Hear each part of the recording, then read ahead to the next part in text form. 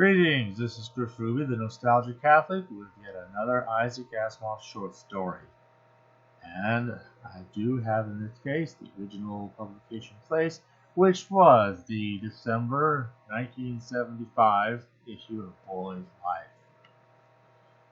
So, on page 30, well, let's see what it says about this here. Santa Claus gets a coin, a little squib here. And the squib reads, Old Kris Kringle holds a clue to a rare coin robbery. Interesting it says Kris Kringle, because Kris Kringle actually comes up in the story as well as Santa Claus. Okay. Here is the story. It has artwork with it. Very nice. There's our Larry the detective looking in his hand. I guess the coin is in his hand and kind of in the around. It's sort of a Santa Claus type thing. Santa Claus gets the coin. And there's a blurb for the story. And it says, rare coins were vanishing from the big museum's collection, and Santa was a big clue to a whodunit. Yeah, and how we done it too. So what do we got here? Actually, this is a good story. It's not just a puzzle game. It's a real detective type story. How did he do it, or what was going on? There's still a bit of wordplay in the answer. In fact, if you're not up on your German, you may not see the whole answer. I guess Larry the detective, despite being 12 years old, is up on his German as well as his English. Makes you wonder how many other languages he knows. Because there's a phrase, and it's not Kris Kringle per se, but a German word that sounds very similar to Kris Kringle. Well, I might as well say the German word, because unless you do know German, you probably won't see the answer to this one. So there is an aspect of wordplay even in this one. But there's also kind of a clever bit about how things were being done. Basically, in a nutshell, there was somebody working in the museum who was, because he was working there, he could, have access to the exhibits and so forth. That's his job, right? He could kind of spirit away a coin from once at a time, once in a while. And he'd already stolen 4, and nobody knew where they were. And now a 5th one is stolen, but this one had turned up in Santa Claus. Well, it was Christmas time, and you have those, Santa Claus standing out in the street ringing their bells. Merry Christmas! Merry Christmas! Give the Salvation Army while you're at it, or whatever they're raising money for, or donating stuff for, toys for the kids. And apparently he had a bucket that you could throw money into to donate.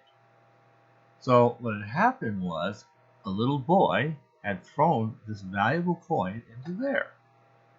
And luckily the guy who was being Santa Claus recognized the little boy. Oh, he's so-and-so. I know him. And he went to so-and-so. And he said, yeah, somebody at the museum gave it to me. He gave me his coin. Also paid me 25 cents. Remember, we're talking 1970. Something that's 25 cents can still buy a candy bar. Or something like that. So 25 cents, if I would just take this coin and put it in the Santa Claus.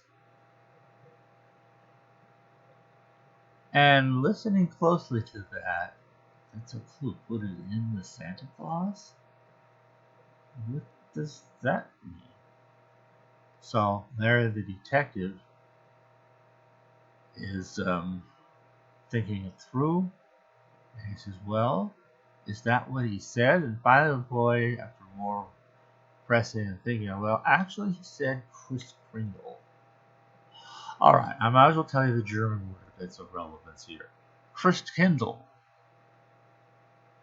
And Christ, Jesus Christ, and then kindle, like kindergarten, Christ child.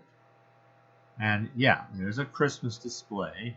somewhere also near the museum in a different direction, but they're both kind of equally near the museum. Santa Claus ringing his bell over here, and over here there's a church with a display. And there's even a little box built into the little baby Jesus figure that you can put some coins into to donate for the poor or some such thing. And that's what was meant. So I've given most of it away. There's still the little question of how did this help in tracking down who was doing this. Although I could think of another way to track down who was doing it. It's not in the story, and I'll give you that one. Obviously, if somebody intended that a coin should go there, and oh, by the way, they looked in the coins that were in there. They were just sitting in there being accumulated for the whole month. It was to be opened, Christmas Eve or something, or Christmas Day. Probably the other 4 coins would be found, and in fact they were. All they had to do was be quiet about it and just see who comes for them. And sooner or later, somebody will come to collect those coins. But that's not how they detected it. There was another way that allowed them to do it sooner.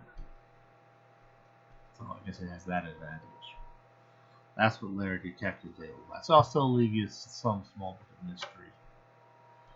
And like I said, I think, despite the reliance on a little bit of German, which is all explained in the text, you can, I think one can kind of figure out more what's going on. And like I said, I think it's a more fun story. Thanks for listening.